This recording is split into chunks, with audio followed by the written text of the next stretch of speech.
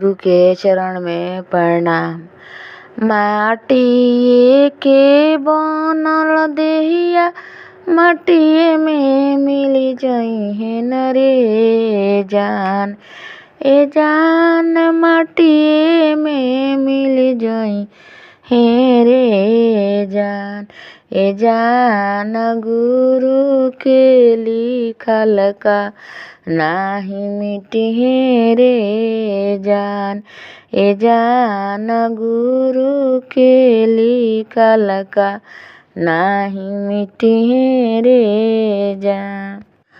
रोजो हम उठी गुरु से दया हम मांगी रे जान। ए जान दया हम मांगी रे जान। जान अमर रखिह हमरो सुहागवा रे जान।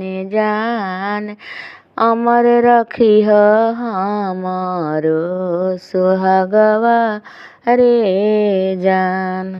दिन दुपहरिया कैनी गुरु के चरचवा रे जान। जान गुरु के चरचवा रे जान। जान अमर रखिह गोदी के बालकवा रे जान। जान अमर रखिह गोदी के बालकवा रे जान।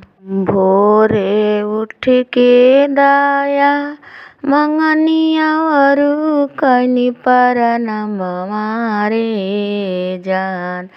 ए जान औरी कैनी प्रणामवा रे जान। ए जान कुशल रखिह हमरो परिवारवा रे जान। ए जान कुशल रखिह हमरो परिवारवा रे जान। माटी के बनल देहिया माटिए में मिल जइहे रे जान। जान माटिए में मिल जइहे रे जान। ए जान गुरु के लिखल का नाही मिटिहे रे जान। जान गुरु के लिखल का नाही मिटिहे रे जान।